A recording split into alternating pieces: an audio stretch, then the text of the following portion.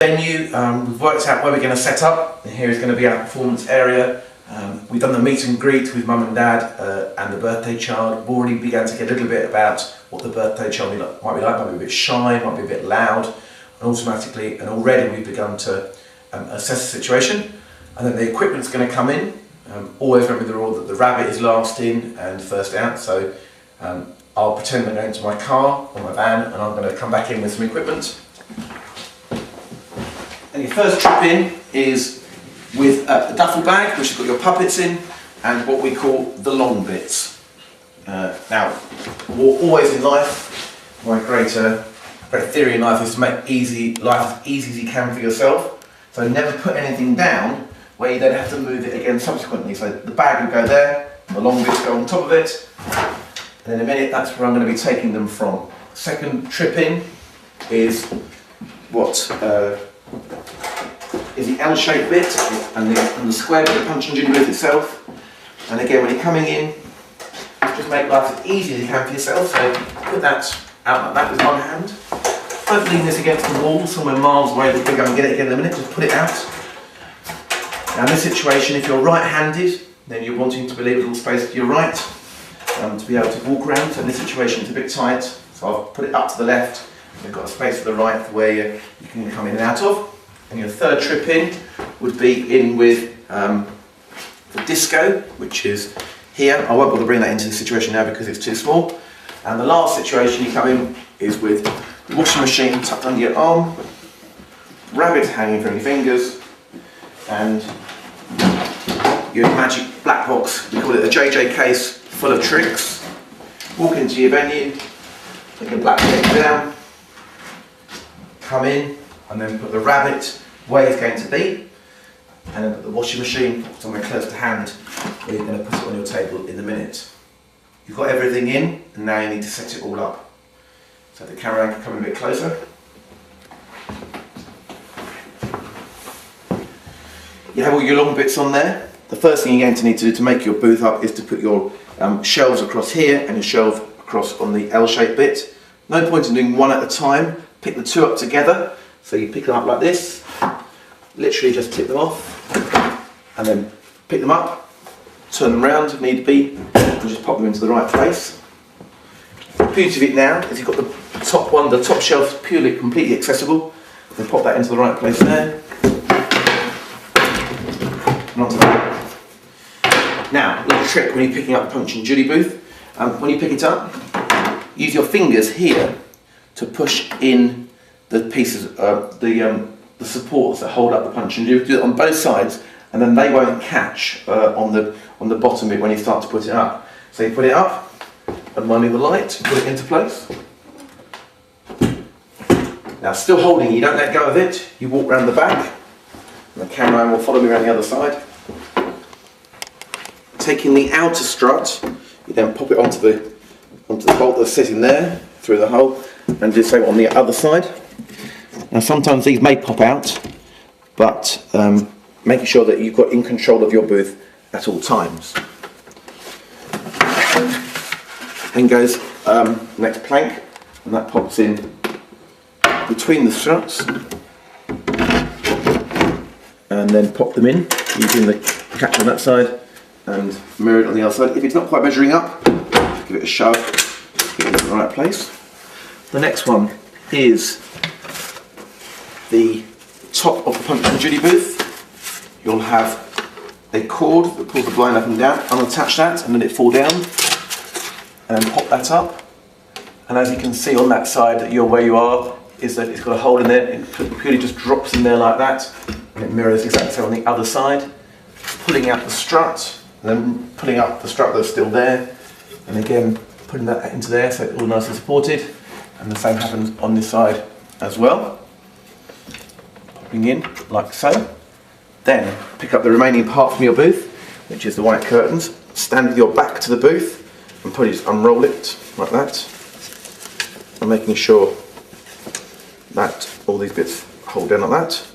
Just stand there and put that into the strut on that side and to the strut on the other side. Open up the flaps, opening it up like that, and then last but not least, pulling your blind. Okay.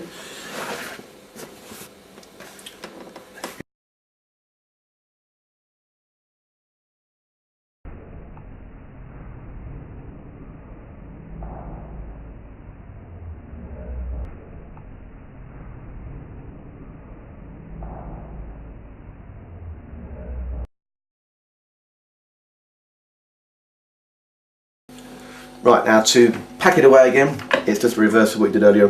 Take the plugs out. Take the audio out. That would have been in there. Take the audio out of that one. Put your cable in. Cable in. Now there is a slight trick to putting this one down. As you collapse it, as it folds down, keep your finger there and there to begin with, and then as it tilts, use your thumbs instead. Use these fingers instead. Now, if you just leave it like that, if you don't squeeze here like this and just let it go down, it hits here, as you can probably see. But if you give it a squeeze as you're taking it down, it just misses those nicely, and then it closes up. You catch it up. And then the same with this one. This one's much simpler. Some people put their bubble machines in the bottom there, and then on top of that you'd have your snow machine and your extension reel and your mics. That one really should have gone in that box there, and this one should really be kept in your washing machine and not in your disco. And off. Easy can't get out the green case. My green case. Comprises of two boxes, one that we call the speaker box because it's got a speaker in it, and the other one we call the mixer box because that's the one that carries the mixer desk and the iPod and all that. You probably had a look at it and you probably had a little play with it, but these are the two boxes it comprises of. If you are right-handed, then you would have the speaker box to my left, or the children's right is looking out, so that they would be like that, and the one with the lights on the mix desk would be to the right. It doesn't matter which one you set up first. I'll get the cameraman to come around the other side so he can see what's happening. So I'll assuming this person is right-handed, and you're setting up this one first. Undo the catches on the side, flip up the lid, and then of course don't forget to put these in place either side, because otherwise you'll forget to do that. You put your bubble machine on there and it will slide all over the place. Put your table up. Now, some people carry their snow machines in here. This person doesn't carry his snow machine in here, but there would usually often be a snow machine and a bubble machine, and the bubble machine is missing out of this one. But the bubble machine would be plugged in and sit it on top here, and your snow machine would sit next to it on there, or you can leave it on the floor. Always carry an extension lead. Now, the other one goes exactly the same. Don't forget to lock it into place there and there. And here you've got your mixer desk and your iPod. Push them next to each other so they butt up against each other. Now, at this point, you would normally go and plug in your extension lead. So I'm just going to grab some power from over here.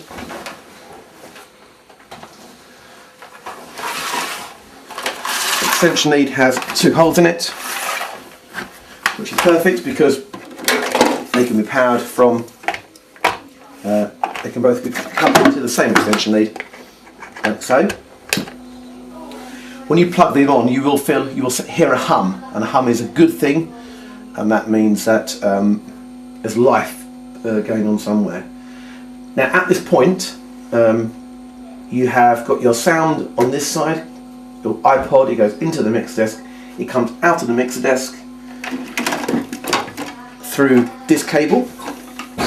Now at this point,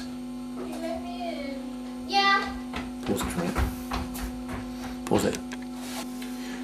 The sound goes from the iPod through the mixer desk and out through this cable, but unless this cable is plugged into the amplifier and the speaker side, you'll never get any sound out. So you plug this into the hole over here, often at that point the sound will change.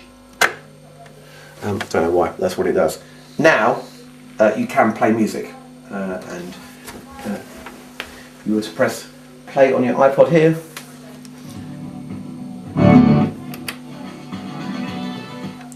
Just pause it a minute and rewind. The sound comes out of this cable, out of your iPod, underneath and into the back of the mixer desk here.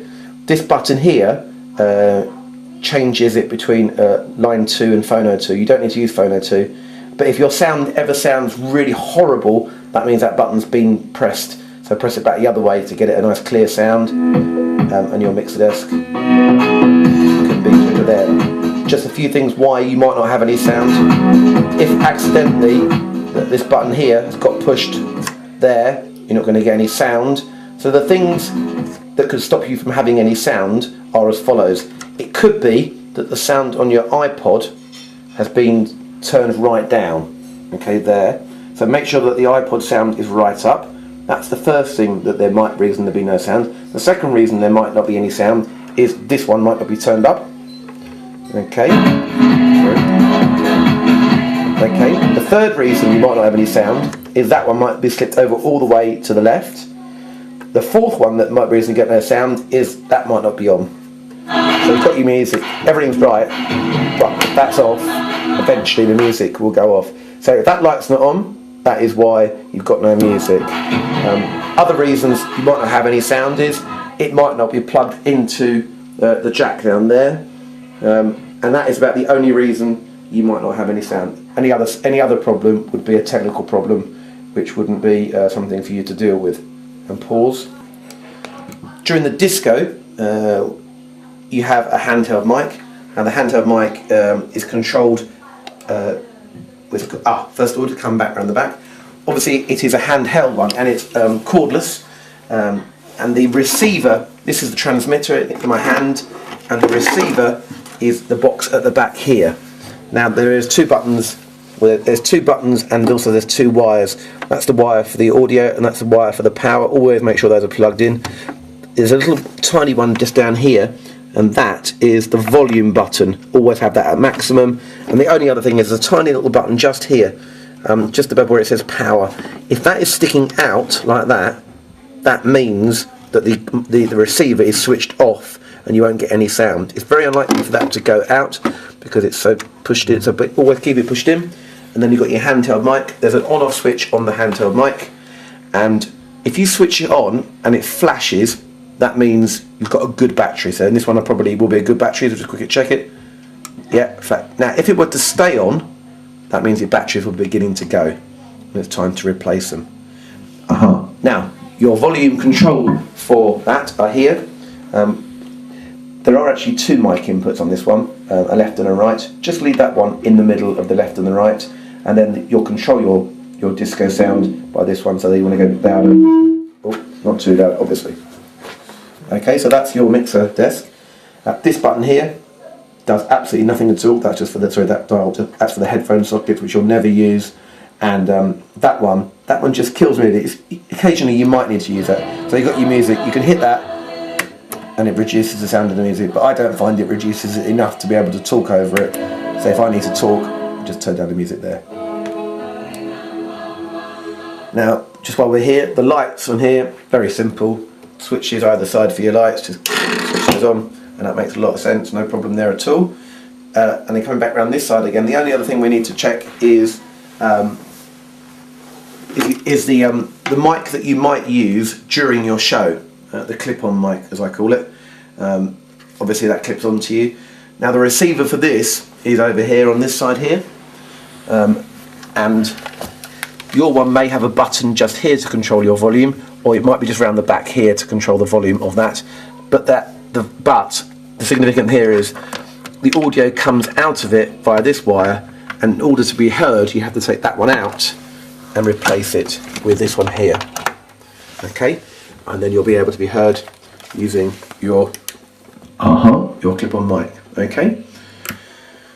Pause.